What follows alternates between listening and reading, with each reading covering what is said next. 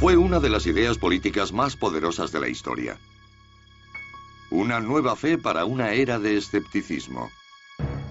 Prometía un mundo de armonía y abundancia, compartiendo la propiedad y distribuyéndola de forma equitativa. La idea se llamó socialismo y se difundió más lejos y rápido que ninguna religión de la historia. Pero entonces, en un abrir y cerrar de ojos, se vino abajo. ¿Qué ocurrió? En esta serie investigaremos el auge y la caída de una idea que cambió el mundo. Una idea que prometía un paraíso en la Tierra.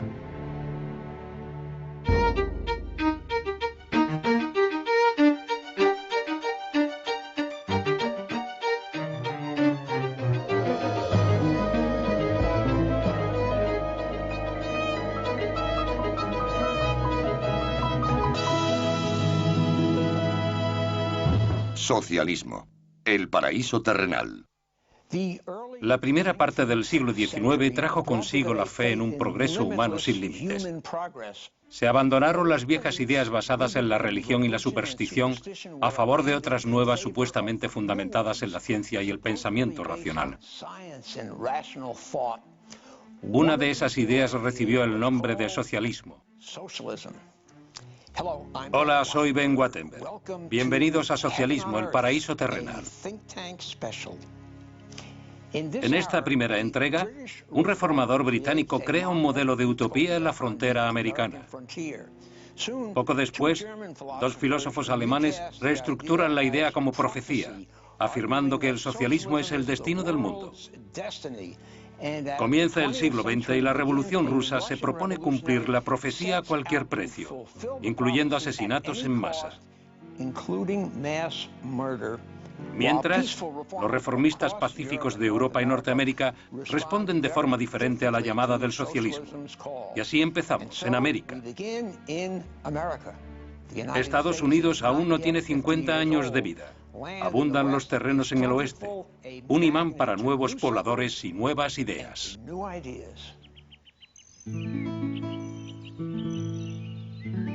Indiana, 1825. A orillas del río Wabash se desarrollaba un gran experimento. Se llamó New Harmony y sería una comunidad de igualdad. Presagiaba una nueva forma de vida y con el tiempo, un nuevo mundo. Su fundador fue un industrial británico llamado Robert Owen y sus seguidores pronto acuñarían un nombre para su visión: socialismo. Cuando Robert Owen llegó a Norteamérica ya era famoso por sus ideas progresistas. Su fábrica de tejidos de New Lanark, Escocia, era la empresa más conocida de la época.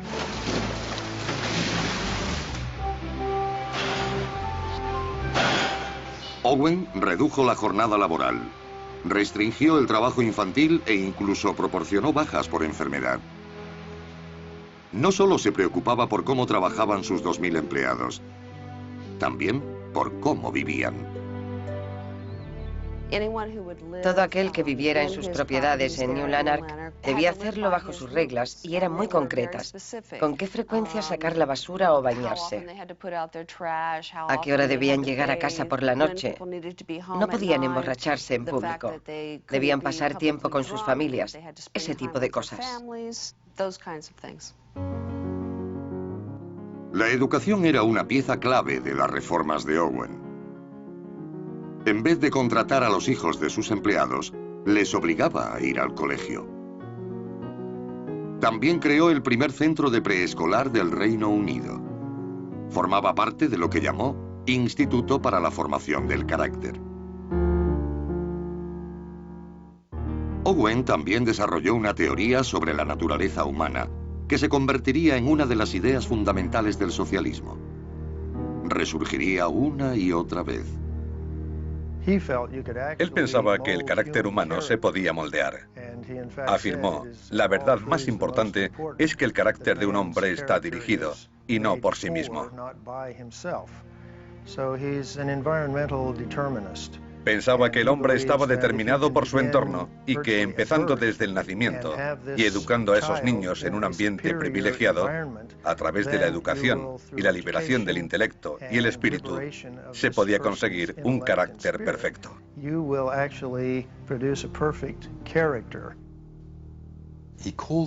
Lo llamó el segundo advenimiento de la verdad.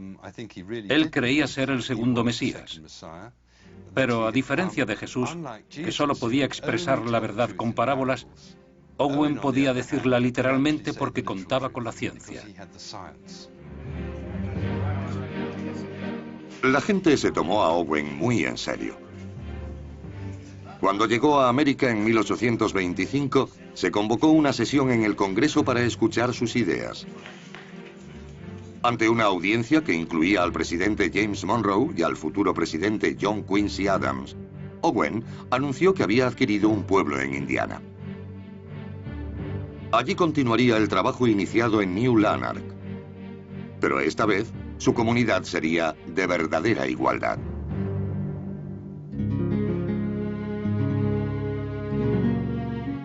Harmony, en Indiana, había sido fundada una década antes como una comuna religiosa. Owen se la compró a George Rapp, el carismático líder de una secta de luteranos alemanes que se marcharon para seguir una de las visiones de Rapp. Dejaron 160 edificios y unas 12.000 hectáreas de terreno fértil.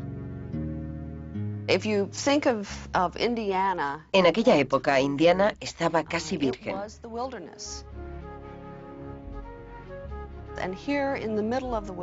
Y allí, en medio de la naturaleza, había una bonita población con casas de ladrillo y madera y una magnífica iglesia cruciforme en el centro.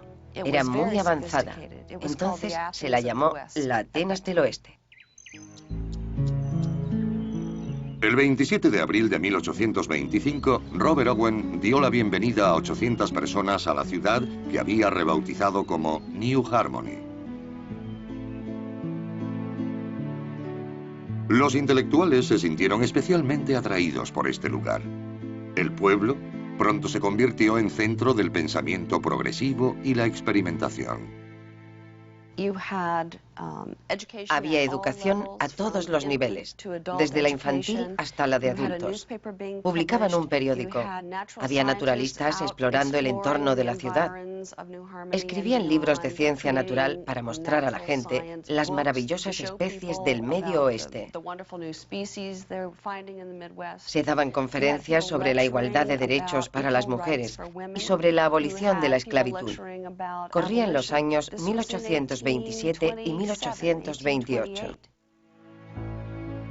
Para hacerlo coincidir con el 5º aniversario de la Declaración de Independencia en julio de 1826, Owen hizo público lo que veía como el siguiente paso en la liberación de la humanidad: la Declaración de la Independencia Mental.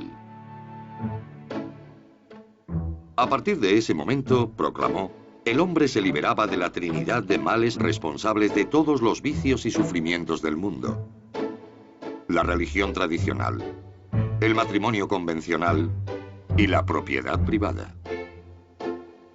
El último era la clave. La idea de terminar con la propiedad privada animaría al socialismo durante los siguientes 150 años. I think that Robert Owen arrived slowly at the conclusion. Robert Owen llegó poco a poco a la conclusión de que la propiedad y el beneficio individual estaban minando las oportunidades de crear una nueva sociedad.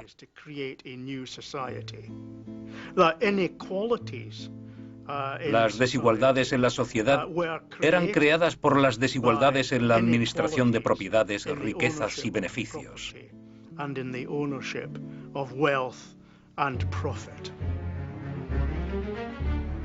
Owen no cedió sus propiedades a la comunidad, pero la gente empezó a vivir allí de forma gratuita. Todos los bienes se distribuían en el almacén del pueblo. No era el sistema más eficaz. Un miembro de New Harmony llamado Paul Brown escribió: Incluso las ensaladas eran depositadas en el almacén para repartirlas, dando 10.000 pasos innecesarios y haciendo que llegaran a la mesa en estado lamentable. Al poco tiempo, muchos miembros perdían entusiasmo por el experimento. Uno de los problemas de New Harmony fue que era un grupo grande de idealistas en un lugar aislado. Pasaban mucho tiempo pensando sobre el ideal de la comunidad perfecta. Al final, había muchos pensando y pocos trabajando. Nadie trabajaba. Al poco tiempo, las industrias que habían prosperado con los seguidores de George Rapp quebraban o cerraban.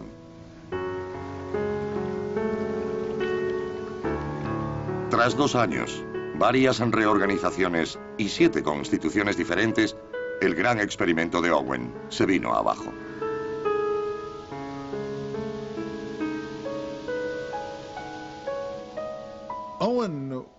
Owen tardó en asumir el fracaso de New Harmony. Durante meses, cuando la gente que lo rodeaba, incluidos sus hijos, le decía que todo se estaba desmoronando, no dejaba de decir que todo iba muy bien. Al final no pudo continuar con sus pretensiones porque la gente empezó a irse. Owen encontró una excusa culpando a la gente que llegó a New Harmony de ser material humano pobre para su experimento. El hijo de Owen, Robert Dale, permaneció en New Harmony tras su declive. Tenía un concepto diferente del experimento de su padre. Escribió: todo esquema de cooperativa que proporcione igual remuneración al hábil y trabajador que al ignorante y ocioso debe labrarse su propia ruina por su injusto plan. Eliminará necesariamente a los miembros valiosos y se quedarán solo los imprevisores, los no cualificados y los malos.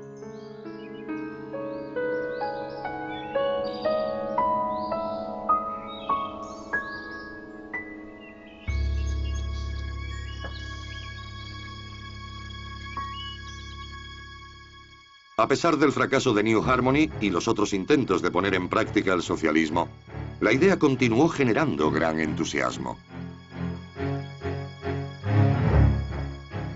Pronto, 2 filósofos aceptarían la utopía y la convertirían en fe, afirmando que el socialismo no era solo deseable, sino inevitable.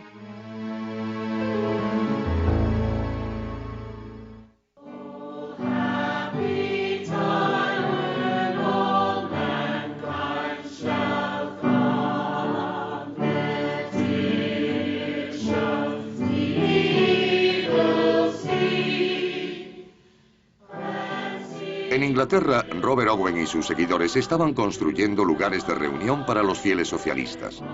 Los llamaron salas de ciencia.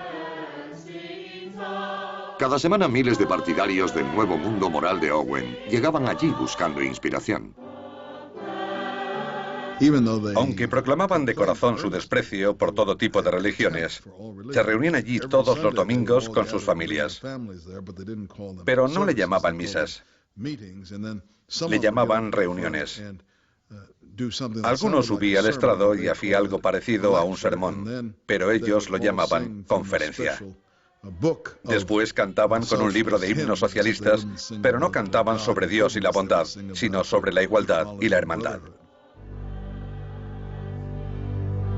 En 1843, la congregación de Manchester incluía a un periodista alemán de 22 años llamado Friedrich Engels.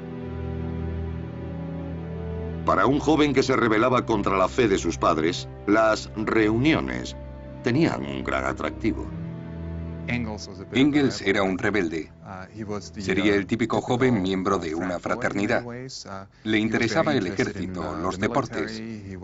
Le encantaban los pubs, las mujeres. Pero también era un intelectual. Era el tipo de persona que enseguida se reconoce como un líder, como alguien que congrega gente a su alrededor. En Alemania, Engels se reunía con los radicales. y su padre quería alejarlo de la mala influencia de sus amigos. Se le ocurrió enviarlo a Inglaterra, a Manchester, donde el negocio familiar tenía una sucursal. Y Fred accedió. Pero su padre no sabía que su hijo y sus amigos radicales habían llegado a la conclusión de que la revolución iba a estallar en Inglaterra y Fred quería estar allí para tomar parte en la acción.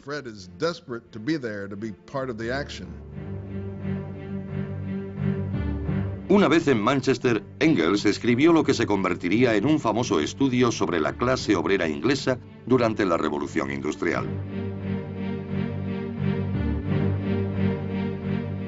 Los obreros de 1840 en Inglaterra llevaban una vida miserable. Trabajaban 16 y 18 horas al día. Vivían en condiciones infrahumanas. Proliferaban las enfermedades. Las condiciones de vida estaban muy por debajo de lo que se esperaría incluso en países subdesarrollados. El trabajo infantil estaba a la orden del día. Fue una época lamentable. Engels veía que la clase obrera vivía de forma miserable y al mismo tiempo imaginaba su salvación si la historia proporcionaba un campo de cultivo para la revolución.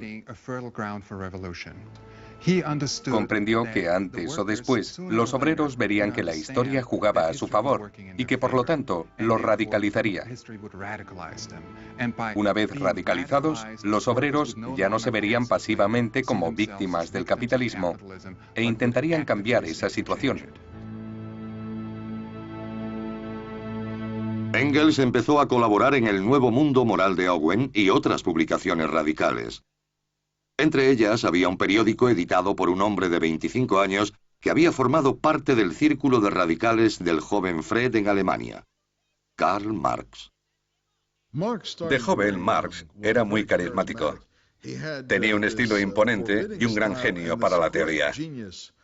Donde otros veían un significado, Marx veía un significado dentro de otro y este dentro de otro mayor. Sus colegas lo miraban asombrados y decían, este es el gran genio que puede resolverlo todo.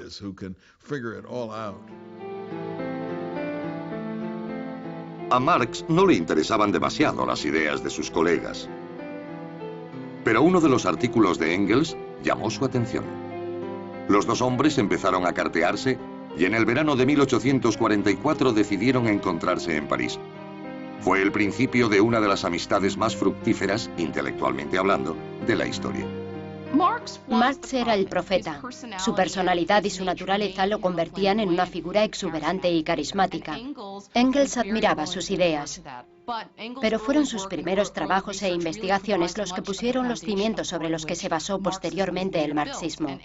Engels apoyó a Marx, no solo a través de su investigación, sino también económica y psicológicamente. Sin Engels no hubiera existido el marxismo.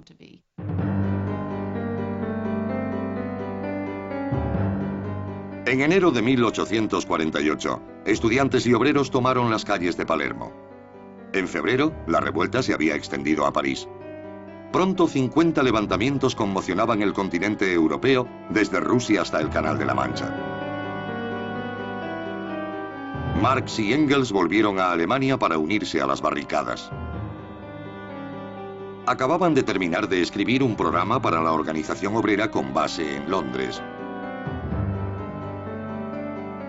El panfleto acabaría conociéndose como el Manifiesto Comunista.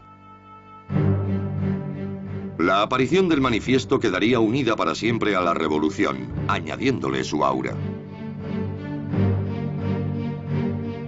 Pronto, el mundo conocería una sencilla premisa del marxismo, que la historia de todas las sociedades existentes hasta ese momento era la historia de la lucha de clases. Para Marx y Engels, la esencia del sistema capitalista era la explotación. Como ellos lo veían, los obreros eran los que hacían los productos que salían de las fábricas, pero los capitalistas eran los que se llevaban todos los beneficios. Ellos hablaban de los medios de producción, el término marxista para la maquinaria y las fábricas. Eso era muy injusto. El único modo de rectificar era que los obreros se unieran y arrebataran las fábricas a los capitalistas para poder quedarse con el beneficio de los productos que ellos creaban. El Manifiesto Comunista predijo que mientras el capitalismo progresara, La clase obrera sería cada vez mayor y más pobre, tanto que la revolución sería inevitable. El resultado sería el socialismo, un nuevo estado obrero donde la gente contribuyera según su capacidad y recibiera según sus necesidades. Con el tiempo, el gobierno mismo sería innecesario y daría paso a una nueva sociedad sin patria, a la que Marx y Engels llamaron comunismo. Marx y Engels propugnaban que aunque el obrero llevara una vida miserable y la lucha política pareciera desesperada, la historia se abría paso hacia ese final, y eso daba al marxismo su increíble fuerza. Muchos socialistas aceptaron el argumento. El Manifiesto Comunista se convertiría en uno de los panfletos más influyentes jamás publicados, con traducciones a todos los idiomas europeos con el cambio de siglo.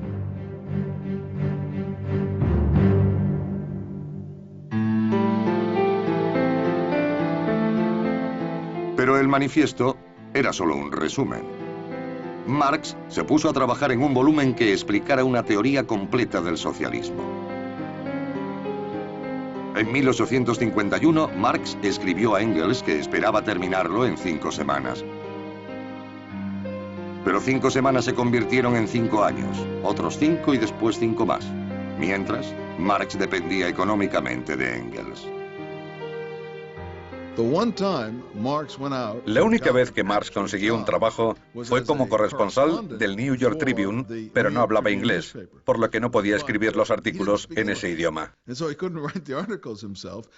Engels sí lo hablaba, así que hizo de negro de Marx un buen número de años, hasta que alcanzó el nivel necesario para escribirlos él mismo. Marx tardó casi 20 años en terminar su obra maestra. En 1867 acabó el primer volumen de El Capital, prometiéndole más volúmenes. El libro pronto sería aclamado como un gran avance en el pensamiento político y económico. En el desarrollo científico de la época, y hablamos del siglo XIX, Marx había logrado, al menos para muchos socialistas, lo que Darwin había conseguido en la biología. Había puesto al descubierto las leyes económicas que regían el capitalismo.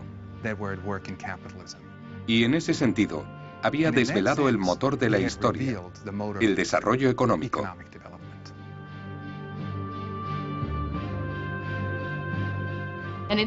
Gracias a Marx tenemos este sentido económico de la historia. Vemos a la gente como actores de un drama en el que las fuerzas económicas son fundamentales y las clases, más que los individuos, son el motor que mueve la historia.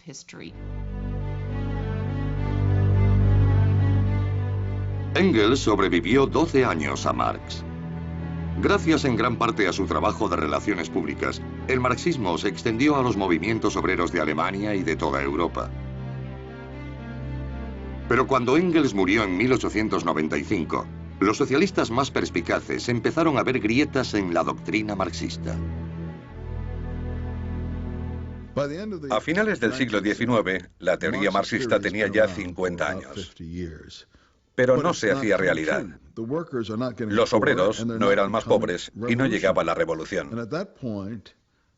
Había dos opciones: estar con los obreros, olvidarse de la revolución e intentar mejorar las cosas, o querer una revolución que les diera una nueva y gloriosa sociedad. Si los obreros no querían hacer la revolución, ya encontrarían a otros que la hicieran.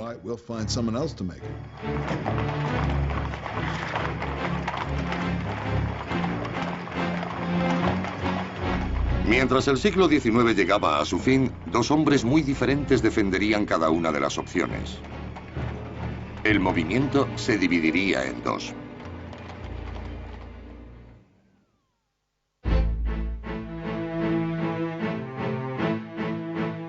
El rápido ascenso del socialismo en Alemania asustó a los gobernantes del país.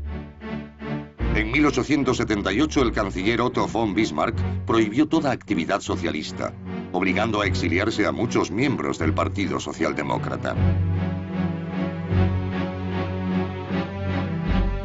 Entre ellos, un joven bancario de nombre Edward Bernstein.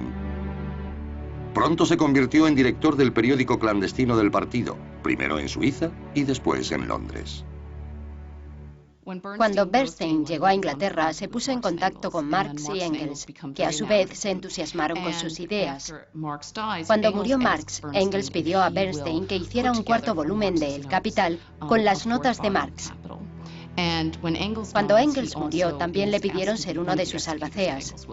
Estuvo muy unido a estos dos hombres y en el periodo posterior a sus muertes fue considerado uno de los socialistas internacionales más importantes. Pero Bernstein vivió una era muy diferente a la de sus mentores. Los modos de vida estaban cambiando, y no precisamente como había predicho Karl Marx. Bernstein no tardó en empezar a cuestionarse su fe en el marxismo. Pensaba que el capitalismo estaba evolucionando hasta incluir cada vez más a la clase obrera. Tenía pruebas empíricas que demostraban que la clase obrera no era cada vez más pobre. Por lo tanto, demostró que la visión marxista estaba equivocada en algo.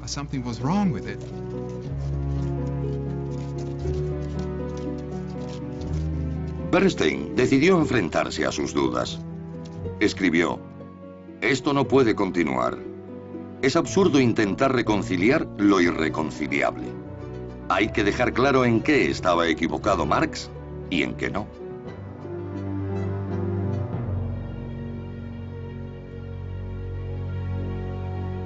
La crítica de Bernstein empezó a ser conocida como revisionismo y provocó un debate urgente entre socialistas de todo el mundo. Bernstein decía, lo que se entiende normalmente como el objetivo final del socialismo no es nada para mí, el movimiento lo es todo. Eso provocó consternación en el partido, porque la gente pensaba que Bernstein había renunciado a su gran objetivo, y ese gran objetivo, tal como lo conocemos, era el fracaso del capitalismo. A Bernstein ya no le interesaba o no creía en la caída del capitalismo. En tal caso se podría decir que ya no era un socialista marxista. Era como si el Papa de Roma ya no fuera católico. A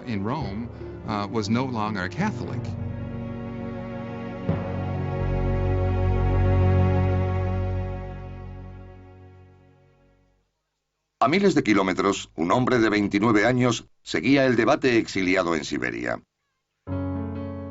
Su respuesta a las críticas de Bernstein cambiaría para siempre la faz del socialismo. Su nombre, Vladimir Ilyich Ulyanov, más conocido por su nombre de guerra, Lenin. Lenin probablemente fue el mayor adicto al trabajo de Rusia, un país que no se caracterizaba por trabajar. Pero él se esforzaba. Era muy inteligente. Tenía una gran confianza en sí mismo y creía saber a ciencia cierta lo que era bueno para todo el mundo, y en especial para el futuro de su país.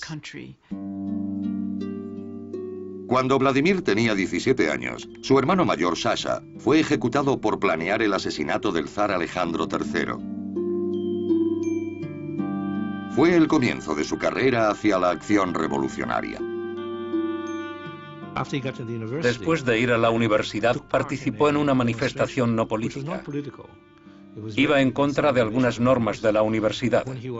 Cuando fue arrestado y se descubrió que era el hermano pequeño del terrorista ejecutado, fue expulsado de la universidad.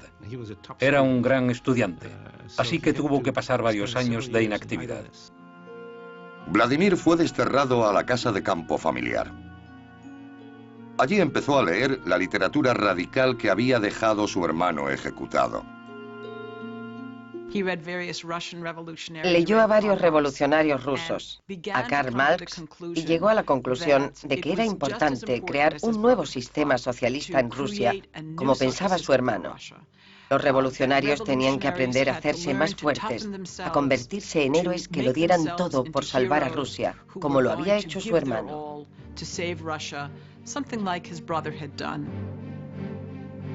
La actividad revolucionaria de Vladimir le llevaría a tener más problemas con la ley. Cuando leyó los escritos de Edward Bernstein, casi una década después, volvía a estar en el exilio, esa vez en Siberia. Su vida giraría entonces en torno a un solo objetivo: la revolución. Lenin solía estar furioso. Era su personalidad. Bernstein le enfurecía, pero a diferencia de otros, se dio cuenta de que tenía razón, de que los obreros no iban hacia la revolución. Cuando Lenin volvió del exilio, su hermano menor fue a buscarlo a la estación de tren. Dmitri Ulyanov recordaría después el primer tema que salió de los labios de su hermano: la necesidad de refutar a Bernstein. Pronto estableció una idea radicalmente diferente de qué hacer si los obreros no iban a la revolución. Lenin desarrolló muy pronto lo que yo llamaría una política basada en la ausencia de confianza. Si no se puede esperar que los obreros hagan una revolución, ¿en quién confiar? Para Lenin solo se podía confiar en revolucionarios profesionales, como él mismo, que harían la revolución en nombre del pueblo. Lenin se dijo: al diablo con los obreros, la revolución lo es todo. Pero no fue tan honesto. No dijo al diablo con los obreros, sino: tendremos que descubrir la vanguardia de los obreros, del proletariado. Seremos mis camaradas y yo, y nosotros haremos la revolución para los obreros. Para Lenin era más que una teoría. En 1900 abandonó Europa para fundar un periódico clandestino, Iskra o Chispa, con la que prendería un nuevo movimiento revolucionario en Rusia.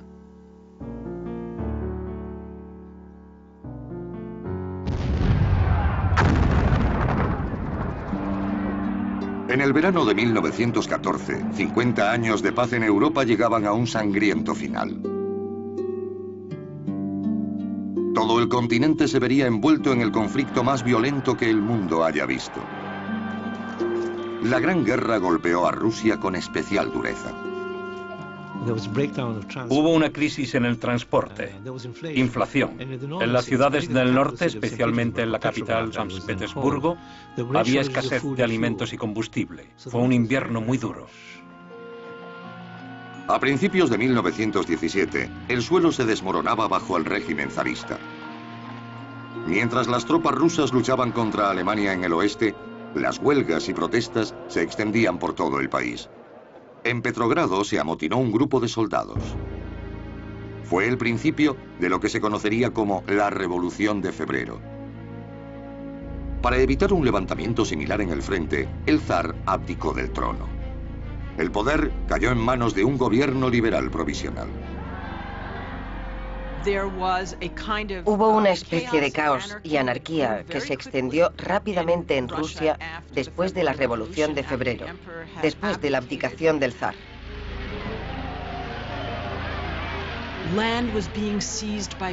La tierra había sido tomada por los campesinos. Pueblos pequeños declaraban su independencia y hacían sus propias banderas. Parecía que todos los vínculos que unen a la sociedad, el miedo, la lealtad, la tradición, se desvanecían y Rusia se desintegraba en pedazos. Muchos socialistas rusos dieron la bienvenida al nuevo gobierno liberal, pero no Lenin. Había vivido en el exilio en Europa durante casi 15 años, a veces incluso viajando disfrazado. Había trabajado para reforzar y formar un nuevo partido en Rusia, el bolchevique, ordenando incluso robos a bancos y extorsionando para financiar las actividades del partido. Ahora veía la oportunidad que estaba esperando. El 25 de octubre de 1917 los bolcheviques atacaron.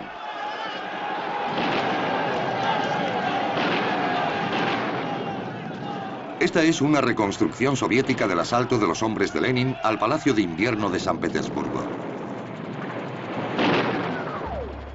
En realidad, la revolución fue mucho menos dramática. El gobierno provisional entregó el poder sin apenas derramamiento de sangre. Pocos esperaban que el nuevo régimen estuviera más tiempo en el poder que el anterior.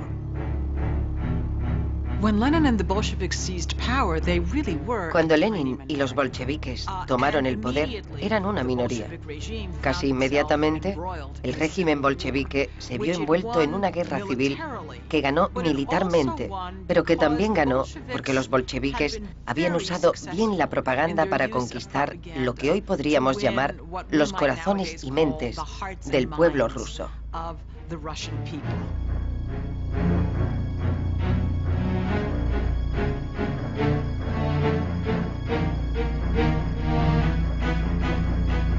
A través de carteles, folletos y discursos, Lenin intentó convencer a los rusos de quiénes eran los enemigos del pueblo y quiénes sus salvadores.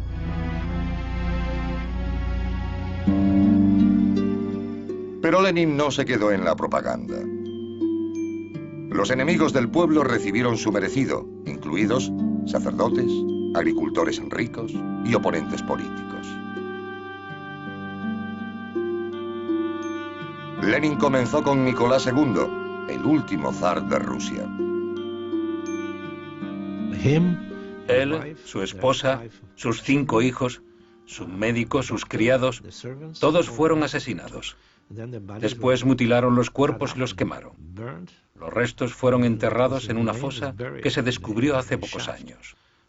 Después, en agosto de 1918, un revolucionario que creyó que Lenin había traicionado a los rusos le disparó hiriéndolo casi mortalmente. Lenin y sus secuaces decidieron llevar a cabo el terror rojo. Fue algo terrible. Sacaron a mucha gente de prisión, entre ellos a presos políticos, que no habían sido juzgados y que no habían hecho nada contra los bolcheviques, y los fusilaron.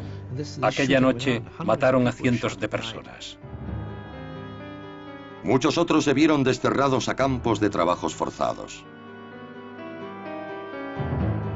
Con Joseph Stalin, el sistema sería conocido como el Gulag. Parte del terror rojo consistió en meter a todos los miembros de la oposición en campos de concentración a las afueras de las grandes ciudades. Fueron los primeros campos y a partir de ellos se desarrolló el sistema Gulag. Fueron precursores de lo que habría después en el régimen de Stalin. El zar había sido tachado de tirano por ejecutar a un grupo de radicales violentos. Con Lenin y sus seguidores, millones de personas morirían a manos del Estado. Es difícil calcular cuántas personas murieron bajo Lenin y Stalin, porque había muchas formas diferentes de morir. Hubo gente que lo hizo en los campos, otros que fueron ametrallados en los bosques, hubo gente que murió deportada y otra de hambre. Si se suman todos, el número sería de decenas de millones. Lenin en general no sentía simpatía por los seres humanos tal como eran. Creía, como otros, que a través de la educación y las leyes se podía conseguir que la gente rechazara la propiedad privada. Quería crear nuevos seres humanos. La raza humana existente estaba tan podrida que acabar con ella era algo progresista. Entre el terror y la guerra, Lenin estaba construyendo un sistema de gobierno desconocido hasta entonces. Junto con el antiguo régimen, fueron borradas por completo las industrias capitalistas rusas, bancos e iglesias. En su lugar, una única institución, el partido. La mayoría de los bolcheviques no tenían experiencia en negocios o administración, pero idearon un plan para dirigir el país con la quinta economía y la tercera población más grandes del mundo. Los resultados no fueron precisamente un paraíso terrenal. En 1920 se podía decir que la sociedad civil y la civilización habían llegado a un punto muerto. Hubo una hambruna generalizada. La industria se había venido abajo. El ferrocarril había dejado de funcionar. La economía se había desintegrado y el pueblo volvía a las formas más primitivas de trueque. Murió mucha gente. Fue una pesadilla. Ahora, Rusia era conocida oficialmente como Unión de Repúblicas Socialistas Soviéticas. Los bolcheviques se llamaban a sí mismos comunistas. El término se había ido intercambiando con el de socialismo. Pero tomó un nuevo significado cuando Lenin rompió todos los lazos con el resto de socialistas del mundo y formó un nuevo movimiento internacional. Tenía grandes planes para su revolución. Lenin dijo más de una vez que no creía que la revolución quedara confinada a Rusia. La revolución tenía que extenderse, tenía que llegar a los países industrializados de Occidente, primero a Alemania y Gran Bretaña, y después a Estados Unidos.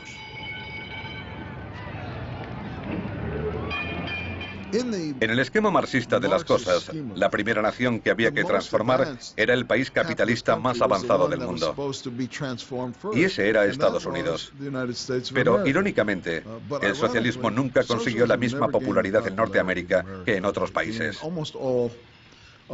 Básicamente porque su principal destinatario, la clase obrera, los sindicatos, no lo aceptaban. Lucharon por ello un tiempo y después lo rechazaron. En Norteamérica, la división entre sindicatos y socialistas se remonta a los comienzos del movimiento obrero organizado a finales del siglo XIX. Incitados por Marx y Engels, los movimientos obreros de toda Europa empezaron a cobrar fuerza, y la mayoría adoptó el socialismo como filosofía a seguir. Los obreros también se organizaron en Norteamérica, pero ellos escogerían un camino diferente, liderados por un fabricante de puros llamado Samuel Gompers. La ironía sobre Sam Gompers era que se trataba de un marxista que formó un sindicato antimarxista.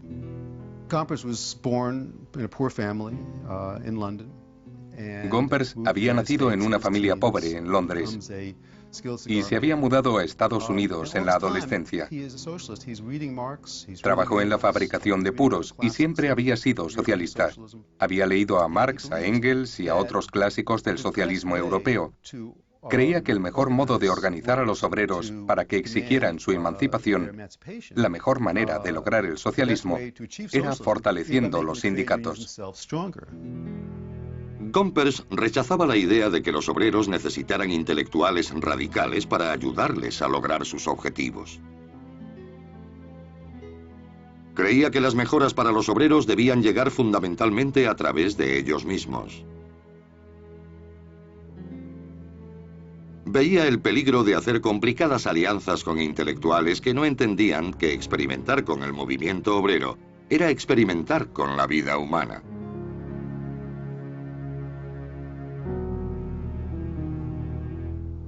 Gompers y sus aliados apoyaron algo llamado sindicalismo puro y simple. Significaba usar las huelgas y boicots para luchar por un mejor salario y beneficios, en vez de acciones políticas para crear un nuevo sistema. En 1866, Gompers ayudó a fundar la Federación Americana del Trabajo, la AFL, uniendo a sindicatos de todo el país. Como primer presidente de la AFL, su salario sería menor del que conseguía haciendo puros. El liderazgo de Gompers sobre los obreros norteamericanos sería desafiado por socialistas de dentro y fuera de la AFL. En 1901, algunos de ellos se unieron para formar el Partido Socialista de América. Al timón del partido estaría su rival, un hombre del mundo del ferrocarril llamado Eugene Debs. Debs es un personaje fascinante porque es uno de los candidatos perennes que se presentó 5 veces a la presidencia por el Partido Socialista. En 1916 consiguió su mayor éxito, un escaso 6% de los votos, pero era una figura muy popular y carismática, mucho más que Gompers. Gompers esperaba poder trabajar con Debs, pero terminó llamándole apóstol del fracaso. Se había implicado en el Sindicato de Occidente, después en el Sindicato Americano y en el IWW. Gompers pensaba que cualquier intento de organizar un sindicato rival era en realidad hacer el trabajo a los patronos. porque habría sindicatos enfrentados. En 1903, la Federación Americana del Trabajo representaba a más de 1,5 millones de afiliados y se había convertido en una fuerza a tener en cuenta en la vida norteamericana. En la convención de la AFL de ese año, Gompers se separó de sus antiguos aliados. Quiero deciros, socialistas, que llevo 30 años estudiando vuestra doctrina, que he estado asociado con muchos de vosotros. Quiero deciros que estoy en total desacuerdo con vuestra filosofía. Económicamente es poco sólida, socialmente está equivocada e industrialmente es imposible.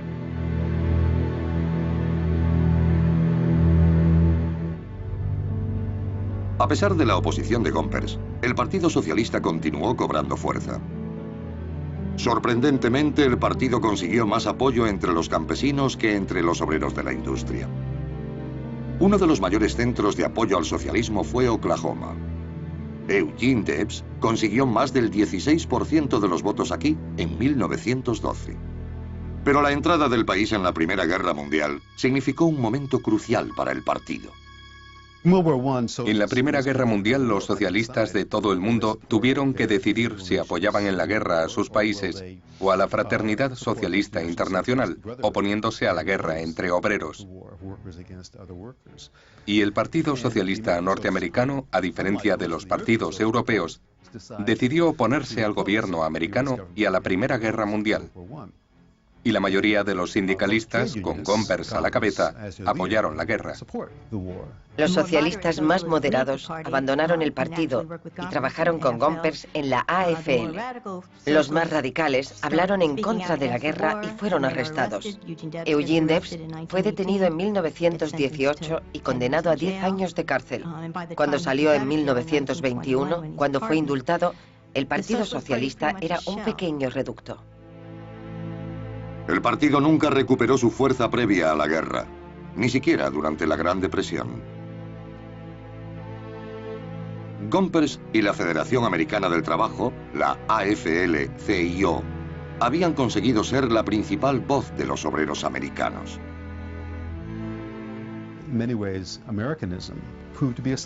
El americanismo demostró ser un sustituto del socialismo para muchos trabajadores. Después de todo, siempre ha defendido que el ciudadano medio pueda conseguir lo que quiere, que todos puedan disfrutar de un nivel de vida parecido. La idea de igualdad de clases reforzó el socialismo en Europa, pero también formó parte de la visión norteamericana. Se puede decir que el americanismo mató al socialismo y lo hizo innecesario para muchos obreros del país.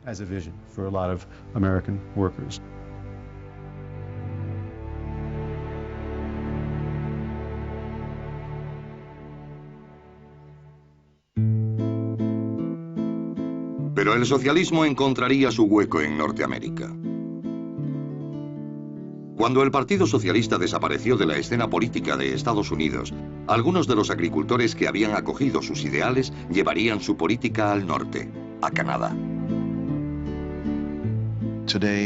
Hoy los estadounidenses piensan en Canadá como un lugar más radical y más socialista.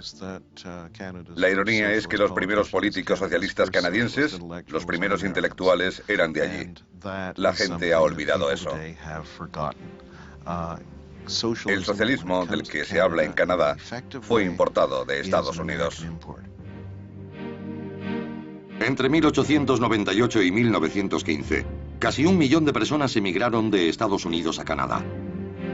Atraídos por tierras baratas, la mayoría se estableció en las provincias del occidente canadiense de Alberta, Saskatchewan y Manitoba, la última frontera de Norteamérica.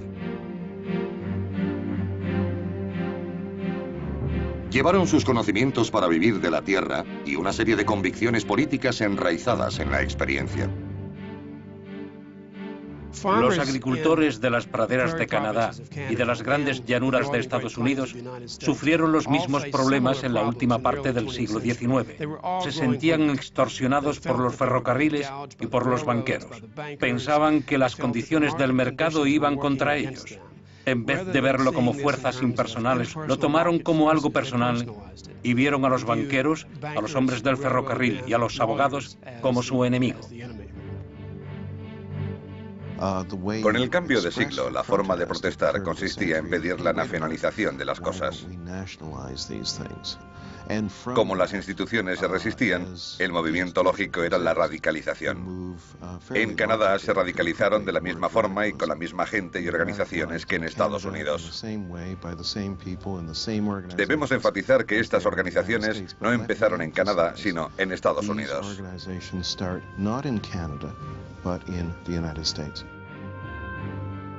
Todas las grandes organizaciones de agricultores de Estados Unidos resurgirían en Canadá de una u otra forma.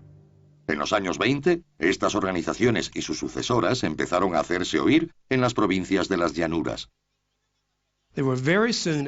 Pronto pudieron influir en la política electoral de Manitoba, Saskatchewan y Alberta, simplemente por la fuerza de su número. Cuando se notó la Gran Depresión en las llanuras en los años 20, no en los 30, con la sequía y la caída del mercado del trigo, los agricultores empezaron a pensar en formar su propia fuerza política independiente. En 1932 surgió un nuevo partido político de una conferencia en Saskatchewan, la Federación Cooperativa de la Commonwealth, la CCF. La CCF tuvo un gran impacto entre los agricultores radicales, sindicatos e intelectuales socialistas. También se dejó sentir en universidades y en iglesias protestantes.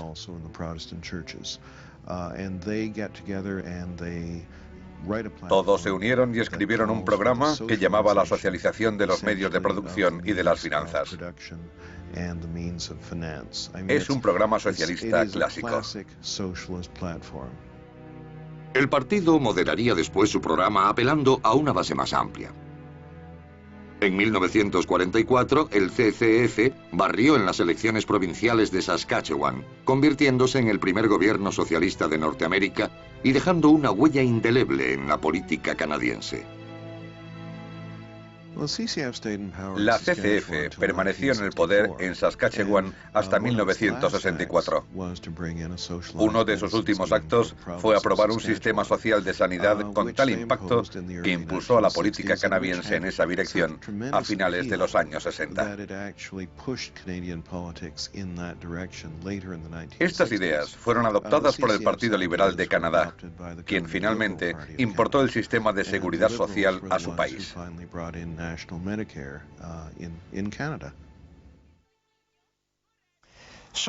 El socialismo encontró más partidarios en Canadá que en Estados Unidos. En 1962, el CCF se convirtió en el nuevo Partido Democrático. Sigue siendo socialista en sus convicciones y una fuerza importante en la política canadiense.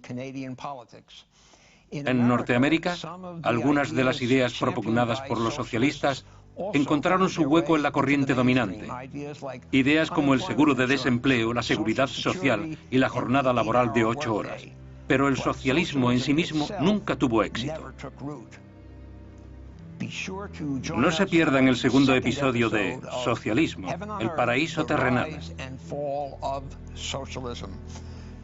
Gracias, soy Ben Wattenberg. En el siguiente capítulo, de China a Gran Bretaña, de Israel a África, una nueva generación de líderes da vida a visiones radicalmente diversas, mientras el socialismo llega al poder por todo el mundo.